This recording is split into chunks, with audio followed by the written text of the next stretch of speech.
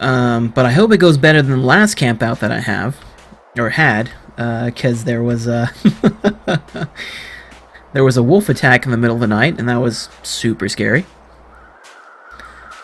Because I let the fire run out, and I didn't have my bedroll with me. So I couldn't sleep, and there was no light, and I heard him. Oh man, that was the worst part. I heard the wolf outside the hut, and it sounded like he was scratching on it. So I don't know if that was just my imagination playing with me, but it sounded like he was scratching on the outside of the hut, and then the light went out, and then I heard him growl, and then he came around and he attacked me. So my hope is that as long as I keep the stove going inside the little fishing hut, it should keep the wolf at bay, or the wolves at bay. And if need be, I have my flares. I have, I think, five flares. Did I take my extra flares?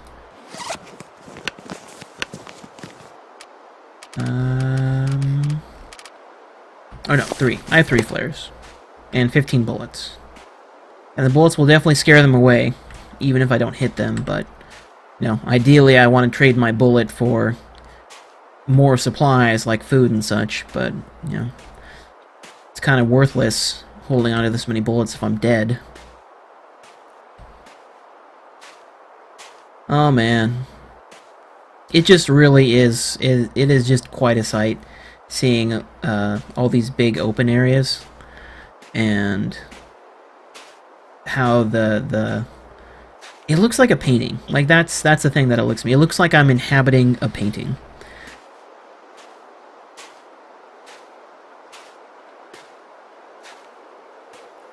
Also headphones. So if you're going to invest in this game, I would definitely make sure you have headphones, because it definitely helps a lot in terms of making it a more visceral experience. And they do such a nice job with the sound design too.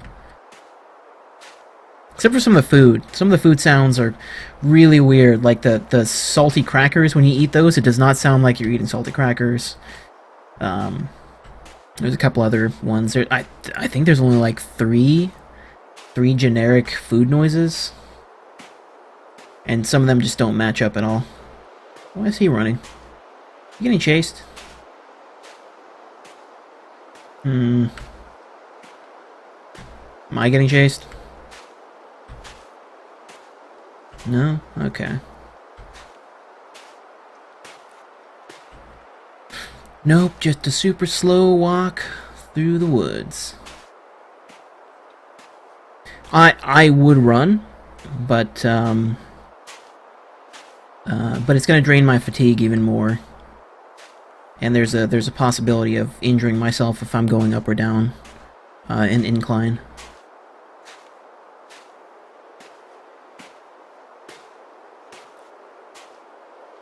So this is a split? Yeah.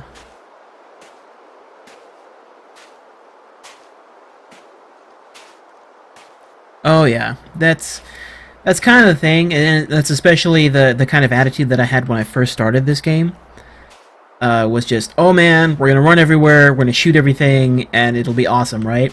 And it does not. That is absolutely the wrong way to play this game.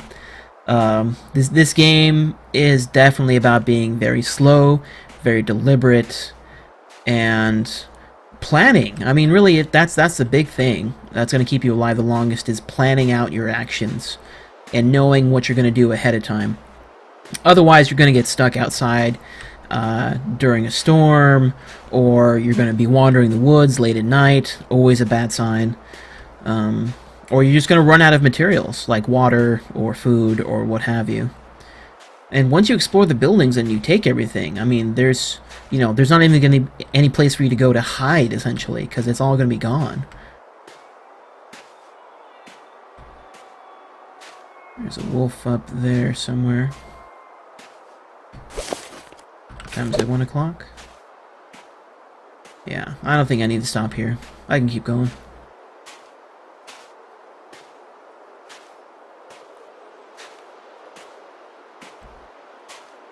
Yeah, this game is much more forgiving in the big open areas, because that does give you a bit of room to uh, dodge around with the wolves and such. Because the wolves are going to be your biggest enemy. They are going to track you down and they're going to murder you. And the combat system for fighting off the wolves is really scary too, because because they jump on you and they put you on your back, and then you have to build up power with your left click, and then you have to swing with your right click. So you have to start jamming on your left button, swing with the right while the meter's high, and then keep doing it over and over again while your condition is rapidly running down. And you just have to get him down low enough where he runs away. Because if he runs away, you better book it. You better book it out of there, or he's going to come back and he's going to kill you. The good news is, though, is if you wound him and then leave and come back, they will die. They'll just bleed out in the snow, because they have no way of treating their injuries like you do. Because you can bandage yourself and stop the bleeding. They can't. So that is a very dangerous way of getting wolf pelts and such, so you can get the wolf skin coat, which is super useful. If you can't, though, gosh, what was the one that I found? The Peabody coat, the navy Peabody coat was the next best one. But that, I think, is a super rare find, because I've only found that once in all of my playthroughs, and it was just in the Coastal Highway. The Coastal Highway town is a great place for collecting clothes, because they've got dressers in every house.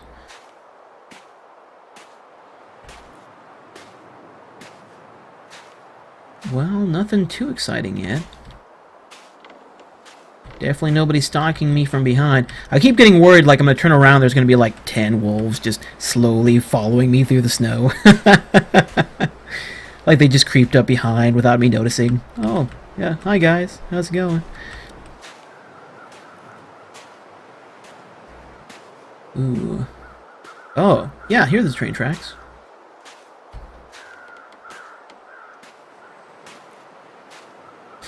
And the wolves do like to frequent this area too, so they will patrol up and down the train tracks.